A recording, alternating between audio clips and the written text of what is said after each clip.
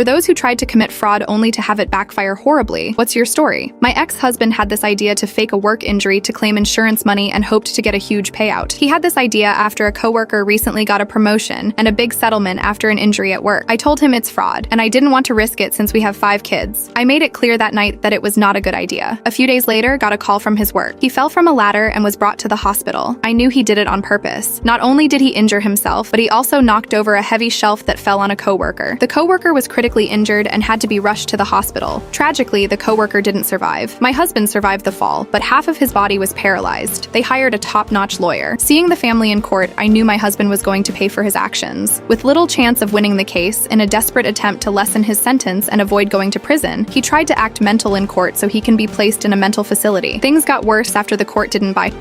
Court saw through his lies, and he was sentenced to prison for fraud and manslaughter. What's heartbreaking is that the coworker's pregnant wife is now all alone.